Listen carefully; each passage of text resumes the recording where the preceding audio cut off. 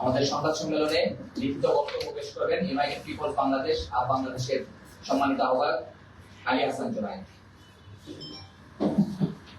প্রিয় সাংবাদিক বন্ধুগণ, উপস্থিত আছেন বাংলাদেশের কেন্দ্রীয় নেতৃবৃন্দ এবং স্থানীয় নেতৃবৃন্দ।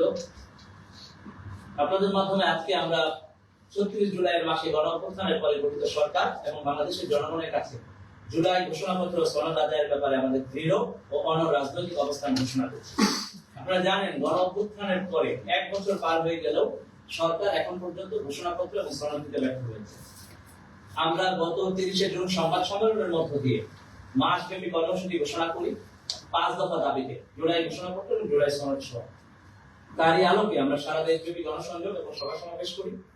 একই সাথে জুলাই ঘোষণাপত্র এবং সনদ নিয়ে আমরা সমাজের বিভিন্ন পর্যায়ের মানুষের সাথে প্রায় ১৬টি সিরিজ প্রোগ্রাম করেছি, যেখানে প্রবাসীদের, নারীদের, প্রাইভেট বিশ্ববিদ্যালয়ের শিক্ষার্থীদের, মাদ্রাসার শিক্ষার্থীদের এবং আলেম ওলামাদের জুলাই ঘোষণাপত্র এবং সনদের ব্যাপারে তাদের ভাবনা উঠে এসেছে।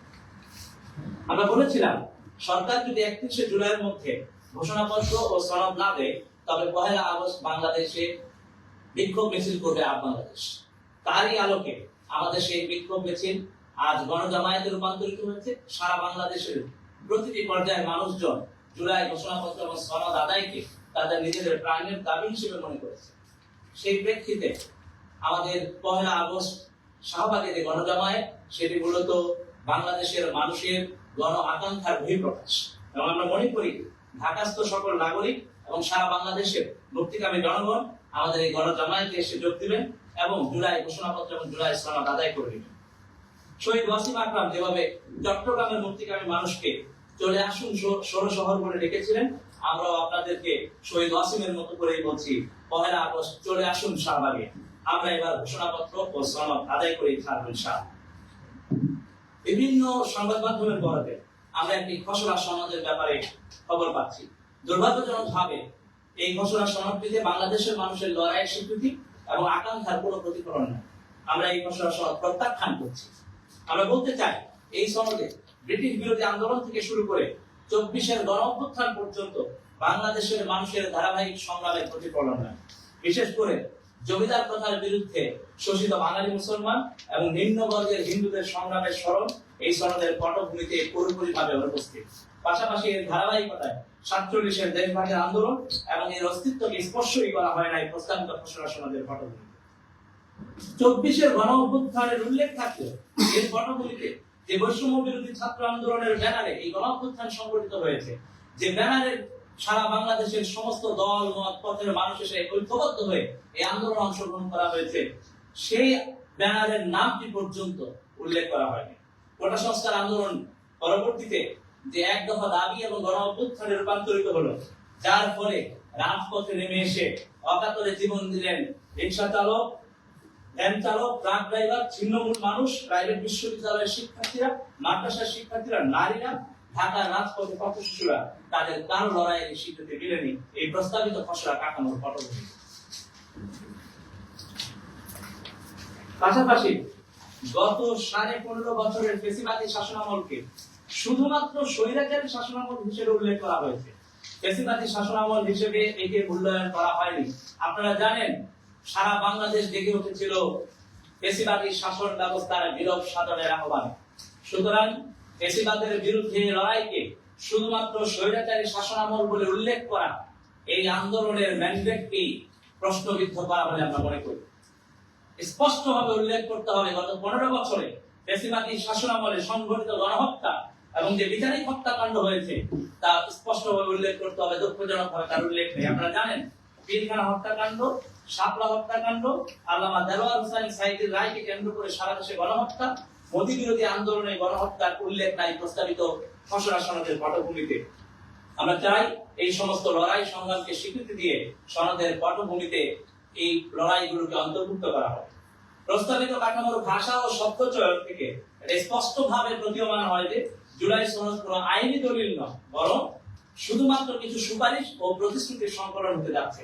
জুলাই সনদের নামে এই ধরনের রাজনৈতিক বিবৃতি, যার কোনো আইনগত বাধ্যবাধকতা নেই এবং রাষ্ট্রীয় কাঠামোয় যার কার্যকর প্রয়োগের নিশ্চয়তা নেই, এমন কোনো ভোতা আপোষকে আমরা প্রত্যাখ্যান করছি। জুলাই সনদ হতে হবে পূর্ণাঙ্গ, আইনগতভাবে বাধ্যতামূলক এবং গণ আকাঙ্ক্ষা ভিত্তিক প্রেসিডেন্সিয়াল অর্ডিন্যান্সের মাধ্যমে একে আইনি রূপ দিতে হবে, এটিকে সংবিধানের অংশ করতে হবে এবং আগামী নির্বাচন হতে হবে জুলাই সনদের ভিত্তিতে।